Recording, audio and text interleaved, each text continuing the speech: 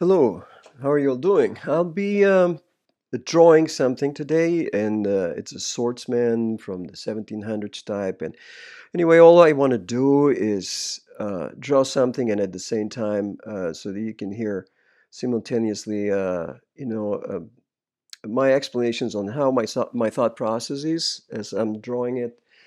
So normally, when I have a character, I'm going to be starting with the head, the face, etc. So basically, where the most important, intense part of uh, the drawing will be, or the part that we're going to look at the first, or more intensely. Everything is important in a drawing, obviously. The face, the expression is extremely important, but then the whole body language is as well. So, but we always tend to look at the eyes and and the face first and all that. So, to me, it's like painting a painting basically, and then let's say putting the frame around. And so that starting with the eyes, and then the nose, the mouth, and then expanding from there to build the whole head around that center of attention. One important thing as well is that I always consider the lines. To me, the drawing is not about the line. The line is what allows me to define the space where what I'm drawing is within. And I'm sort of drawing the limits of the head and the body and the sword and everything that's going to be in the drawing. And I'm doing it in a way in which you can see I'm favoring like uh, thicker lines, darker lines, if you will, underneath. In this case, because the light is coming from above, and so thinner lines above or where the light is coming from, and thicker lines underneath where the shadow would be. And so that's emphasizing it's more than just the line that defines the volume, the space where this swordsman is, but also it indicates a sense of volume in a way. Um, if it was the other way around, if I had a character, in which the light was coming from underneath, then I would favor thicker lines at the top, etc. Depending on the line on the light direction. These auxiliary lines as well, thinner ones as you can see on the curls of his wig and all that, they just help define shape.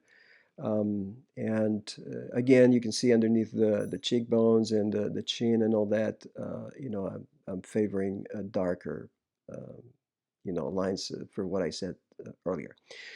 The whole head here is kind of angled forward, and that makes him look more aggressive in his stance. He's ready for a fight.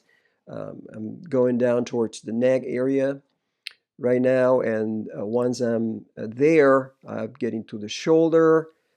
And here you're going to see how there are these first three spots that I consider key in the drawing of this swordsman. The first one is the head, the face. Like I was saying, the other one is the shoulder, the deltoid muscle. And then, as soon as I can, as fast as I can, I'm going to where the hand is positioned. In this case, the guard of the sword. The reason why I do that is because, especially in a case like these, where the character has sort of a foreshortened position, where we see his arm and the sword coming at us for a more dramatic effect. Sometimes it's easy to fall into the trap of almost like drawing the arm from the side in a way. And we're trying to go for shortened, but it's sort of easy to get into this thing where we're drawing the shoulder, and then we're the arm, the forearm, etc., and all the way to the hand holding the sword. And there we can have a situation in which we end up sort of expanding the arm too much because we want to draw every detail of the anatomy and all that. So we end up seeing too much from the side, and that takes away from the foreshortened effect that we wanted originally. So in this case, like I said, first is the face, the head, the shoulder, then the guard where the sword, where the hand is, and then kind of a, draw the arm, the foreshortened arm, between the shoulder and the guard.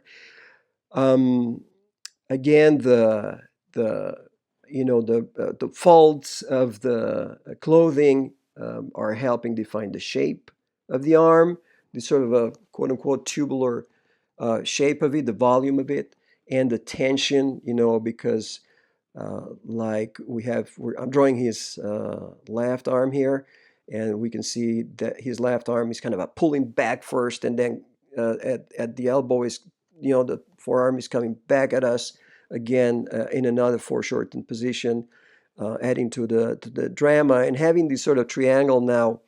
Um, where we could draw a spot in between his eyes, and then another spot in the center of the sword guard, and another point in the center of the smaller sword on his left hand, or sort of a big knife. Um, so once I have that, I'm coming here, I'm getting into the body with the clothing and the upper body, the torso. This is, I'm getting, as you can see, I'm drawing it in a diagonal shape that's contrary in inclination, in angle, to the angle of the head. The face is kind of leaning forward towards the right at the upper end. His upper body, on the contrary, has sort of defines a diagonal that kind of pulls, comes forward at the lower end. So I'm getting, and for because this is kind of creating a contrast here that's more dramatic, is more dynamic. It implies dynamism in the character, because it makes the eye kind of go in different directions, almost like in the zigzag shape. As you can see now, I'm going back to doing a sort of an angle that um, comes to the right at the top end, uh, mimicking the angle of the diagonal on his head. So we have the head is to the right, the upper body is to the left, and now the clothing, his jacket is sort of again getting the same angle that we saw on the face. So he's like I said, like a Z type motion that takes the eye in different directions and always moving, creates a good sense of dynamism. Just finishing up here, lower body legs. Again, some the clothing, the folds, etc., help define volume and motion again. Darker areas underneath where the shadow would be. This is kind of still, it's a more finished drawing, but it's still fairly loose and simple, graphic. And a little bit more of dark, here defining the legs and giving sense of volume and shadow as well. So that's about it. We can see now I'm taking off the layer that I had underneath as a guide, and here is more like of a close-up, so we can see a little bit more of what it looks like, in more detail. All right, thank you very much for your time, and I'll talk to you soon. Bye-bye.